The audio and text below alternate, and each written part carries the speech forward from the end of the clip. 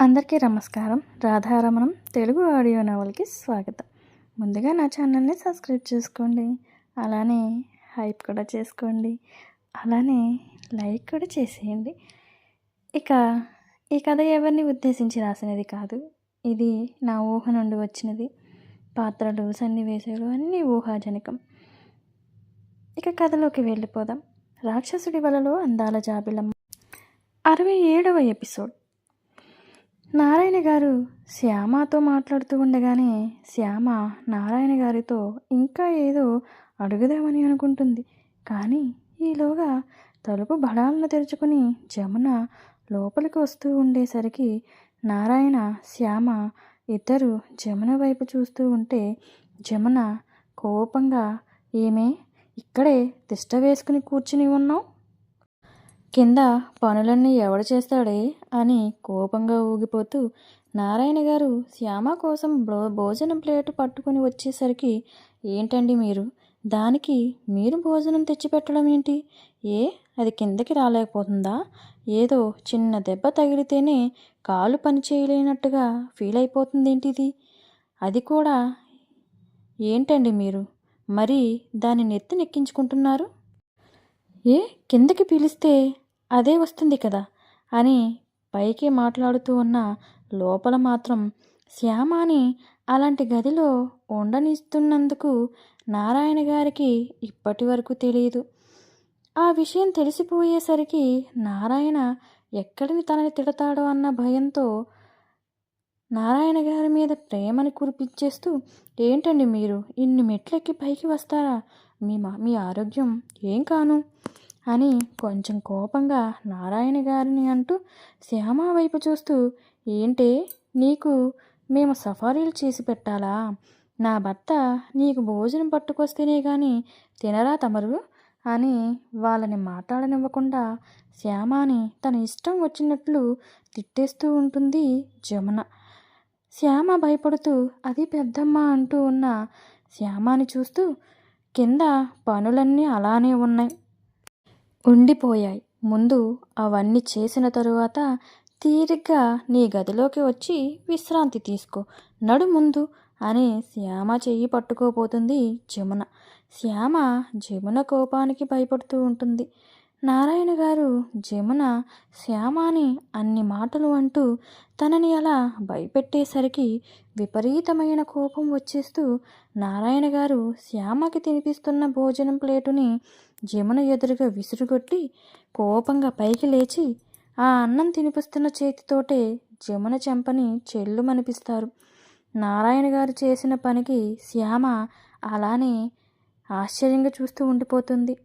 ఇంకేముంది, జమున తన చెంప మీద చెయ్యి వేసుకుని కోపంగా నారాయణ గారిని చూస్తూ, నన్నే కొడతారా అని తన చెంప మీద అన్నం మెతుకులన్నీ అంటుకొని తన బుగ్గ మీద 4 వేళ్ళు తేలిపోయి మంట పుడుతూ ఉంటే ఆ బుగ్గని రుద్దుకుంటూ కోపంతో ఊగిపోతూ, చూసావే నీకోసం నా మొగుడు నన్నే కొట్టాడు, అందరికీ ఏం మందు పెడుతున్నావే నువ్వు అని శ్యామ మీదకి వెళ్తుంటే నారాయణ గారు జమున జెబ్బపట్టి యువతలకి లాగుతూ, నువ్వసలు మనిషివా పశువా?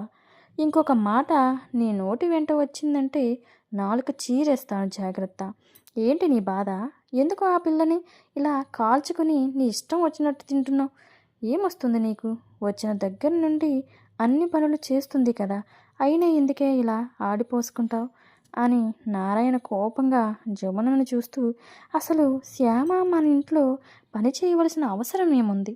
సరే తను చదువుకుంటుంది అని అంటే నువ్వు పని చేస్తేనే చదువుకోవాలని కండిషన్ పెట్టావు, అలానే చేస్తుందిగా. అయినా ఏంటి నీ రోబాబు? తనని ఒక పని మనిషిని కింద చేసేస్తున్నావు. ఆ ఇంటి దగ్గర పని చేసి వస్తుంది, ఇక్కడ పని చేస్తుంది, మనందరి పనులు చేస్తుంది, బట్టలు ఉతుకుతుంది, వంట చేస్తుంది, అన్ని పనులు. అయినా నీకింత జాలి కూడా కలగడం లేదా? తనకి దెబ్బ తగిలి అలా పడి ఉంటే కనీసం తిన్నదో లేదో జాలి కూడా లేకుండా మళ్ళీ పని చేయి అని ఇలా సాధిస్తూ ఉన్నాం. తల్లిదండ్రులను పోగొట్టుకుని మన నీడలో బ్రతుకుతున్న పిల్ల, అలాంటి అమ్మాయిని చిన్నపిల్లని కూడా లేకుండా ఎందుకు ఇలా చేస్తున్నావు జమున? ఇప్పుడు చెబుతున్నావు విను. శ్యామ ఎటువంటి పని చెయ్యదు. నీకిష్టమైతే చేసుకో, లేకపోతే ఒక పని మనిషిని పెట్టుకో. శ్యామ జానకమ్మ గారి ఇంటికి వెళ్ళి అక్కడ తనకి ఎన్ని పనులు ఉంటాయో తెలుసు. తనని అక్కడే ఉండాలని కండిషన్ పెట్టాడు. అందరి పనులు చెయ్యమని కాదు, అక్కడ కేశవ పెట్టిన కండిషన్కి ఉండి తీరాలి. కాబట్టి కేశవ వచ్చేదాకా అక్కడ పనులు చేస్తూనే ఉంటుంది శ్యామ. అక్కడే ఉంటుంది. ఇది ఫైనల్. ఇంకొకసారి శ్యామని ఏమన్నా అన్నట్టు నాకు తెలియాలి. నువ్వు ఈ ఇంటి బయట ఉంటావు, గుర్తుపెట్టుకో అని కర్లెర్ర చేసి జాగ్రత్త అని వార్నింగ్ ఇచ్చేసరికి జమున భయపడుతూ ఉంటుంది. శ్యామ, నువ్వు కాసేపు విశ్రాంతి తీసుకో అమ్మా. నేను ప్రతాప్ గారి దగ్గరికి వెళ్ళి సాయంత్రం వస్తాను. ఇదేమైనా అందంటే నాతో చెప్పు. దీన్ని ఆ క్షణమే బయటికి గెంటేస్తాను అని నువ్విక్కడ పనులేమీ చెయ్యడానికి రాలేదు. ముందు బాగా చదువుకో అని చెప్పి నారాయణ గారు ఆ ప్లేటును తీసుకుని బయటికి వెళ్ళిపోతారు. జమున శ్యామని కోపంగా చూస్తూ, చివరికి నా మొగుడిని కూడా నీ వైపుకు తిప్పేసుకున్నావన్నమాట. నన్నే కొట్టేదాకా వచ్చింది. చూస్తానే, నేను చూస్తాను అని కొరకొరమని కోపంగా చూస్తూ విసురుగా కిందకి వెళ్ళిపోతుంది జమున. శ్యామ జమున అలా అంటుంటే, అయ్యో పెద్దమ్మ పెదనాన్న పెద్దమ్మని ఎందుకు కొట్టాడు? అసలు నా వల్ల వీళ్ళ మధ్యలో గొడవలు మొదలవుతున్నాయి. నేను ఇలా ఉండకూడదు అని వెంటనే తనకి లేచే ఓపిక లేకపోయినా పైకి లేచి తన ఫేస్ వాష్ చేసుకుని కిందకి వెళ్ళిపోతుంది శ్యామ. కిందకి వెళ్ళేసరికి అక్కడ హాల్లో ఎవరూ ఉండరు. తన వంటగదిలోకి వెళ్ళి తన పనులన్నీ చూసుకుంటూ సుకన్య ఇంటిలో ఉండదు. సుకన్య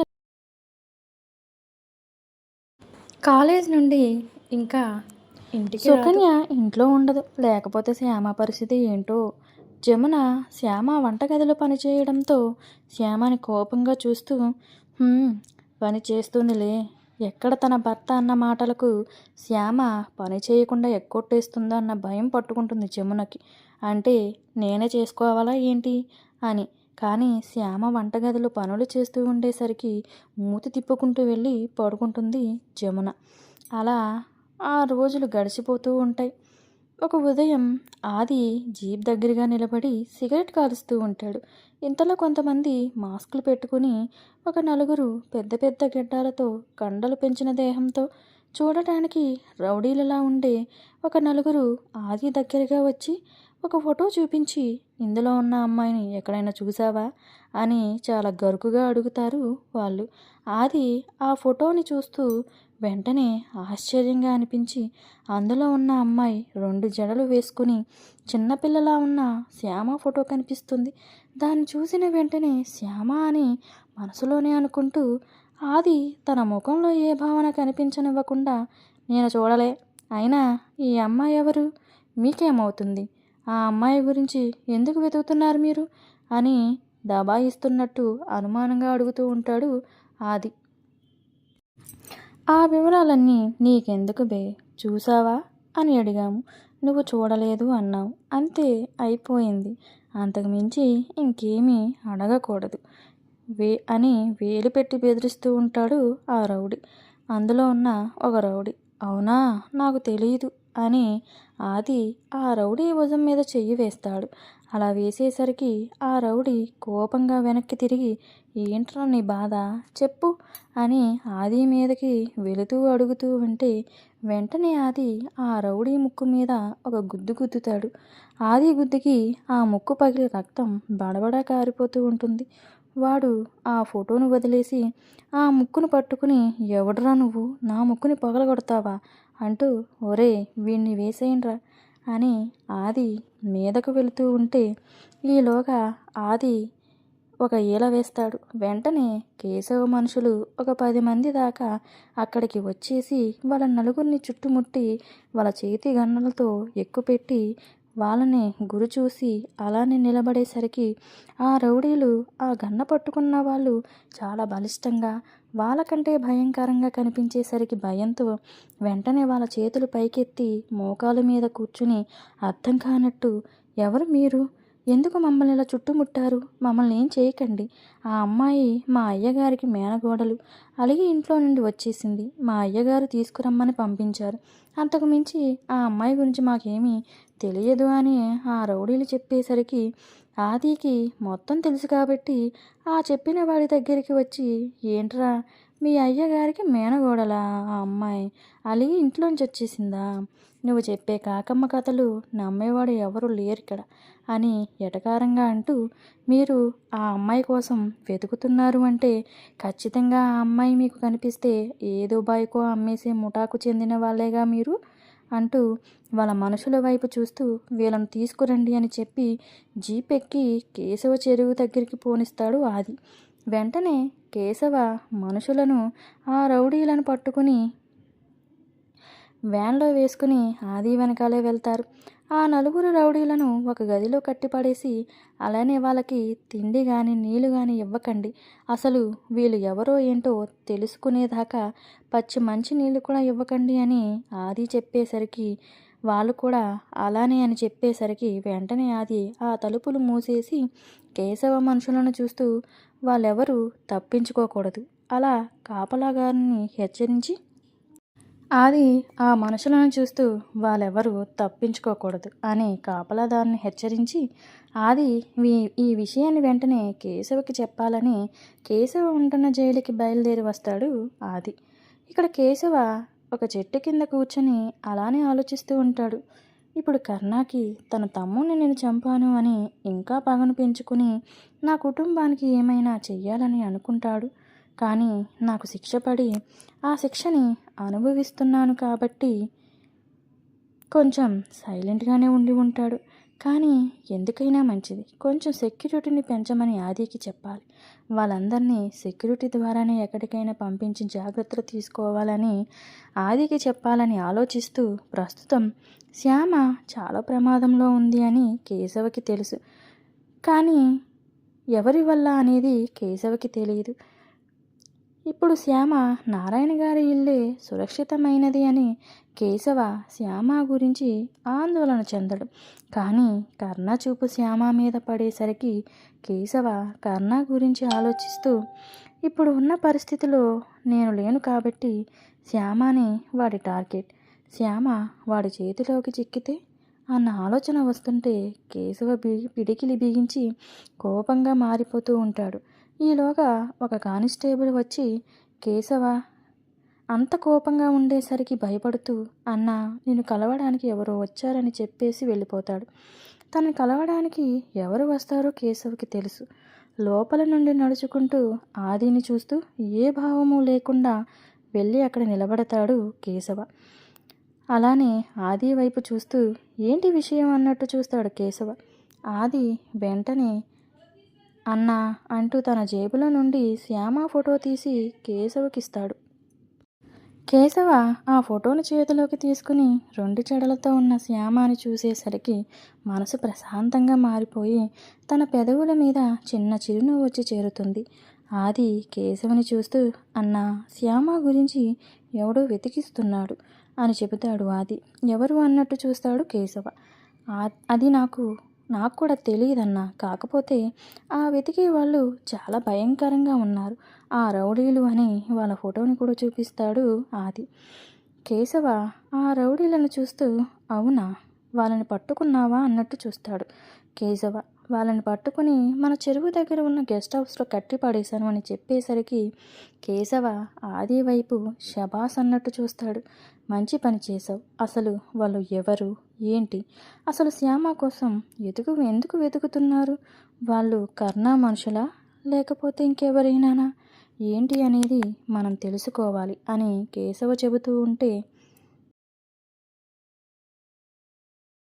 నేను ఆ ప్రయత్నంలోనే ఉన్నానన్నా, ఏ చిన్న విషయాన్ని కూడా నేను వదిలిపెట్టను కళ్ళతోనే కేశవ అని ఆది అన్నట్టు చూస్తూ కేశవ ఆ శ్యామ ఫోటోని చూస్తూ, వాళ్ళని ఎట్టి పరిస్థితిలో తప్పించుకోనివ్వకూడదు, నేను వచ్చే వరకు బంధించి ఉంచండి, వాళ్ళ అయ్యగారు ఎవరో వాడే బయటికి వస్తాడు అని. అసలు శ్యామ తల్లిదండ్రులను ఆస్తి కోసం చంపారని మనకు తెలుసు, కానీ వాళ్ళ గురించి మనకి ఏమీ తెలియదు. వాళ్ళు ఎవరు ఏంటో అసలు ఆస్తి కోసం చంపారా లేక ఇంకేదైనా కారణం ఉందా అనేది నేను బయటికి వచ్చాక తేలుస్తా. అంతవరకు శ్యామాని జాగ్రత్తగా చూసుకో. ఎందుకంటే ఆ రౌడీలు మన ఊరిలో కనిపించకుండా పోయారనే అనుమానం వాళ్ళ అయ్యగారికి వస్తే వాడికి శ్యామ మన ఊరిలోనే ఉందన్న అనుమానం వస్తుంది. అంటే ఇలాంటి రౌడీలను ఇంకా ఇంకా పంపిస్తూనే ఉంటాడు. శ్యామ వాళ్ళ చేతికి దొరకకూడదు. అలానే కర్ణాకి కూడా శ్యామ ఎక్కడ ఉంటుంది ఏంటి అనేది వాడికి తెలియకూడదు అని ఆది వైపు కోపంగా చూస్తూ శ్యామ జాగ్రత్త అని చెప్పేసరికి ఆది కేశవుని చూసి నవ్వుతూ నా ప్రాణం అడ్డు వేసైనా శ్యామాని జాగ్రత్తగా చూసుకుంటాను అన్న అని ఆది చెప్పేసరికి కేశవ ఆది వైపు చూసి చిన్నగా నవ్వుతాడు. ఆది కూడా కేశవ వైపు చూసి సమయం అయిపోవడంతో ఆది వెళ్ళిపోతాడు. ఆది గురించి కేశవకి తెలుసు. తన ప్రాణం అడ్డు వేసైనా తన వాళ్ళకి ఏమీ కానివ్వడు. అది తనకి చెప్పనవసరం లేదు. కానీ ఒకసారి గుర్తు చేయాలనుకుంటాడు కేశవ. ఆది చెప్పిన దానికి తన మనసు పడే ఆందోళన పోతుంది కేశవకి. కేశవ అలా చెట్టు కిందకి వెళ్ళి కూర్చుని శ్యామ ఫోటోని చూస్తూ ఆ ఫోటోని తడుముతూ కొనసాగుతూ ఉంటుంది. వచ్చే ఎపిసోడ్లో ఏం జరిగిందో తెలుసుకుందాం. నా స్టోరీ ఎలా ఉందో మీ కామెంట్స్ రూపంలో మీ అభిప్రాయాన్ని తెలపండి. అలానే ఒక లైక్ కూడా ఇచ్చేయండి. ఎవరైనా సబ్స్క్రైబ్ చేసుకోకపోతే సబ్స్క్రైబ్ చేసుకోండి. ఇక వచ్చే ఎపిసోడ్లో కలుసుకుందాం. నమస్తే.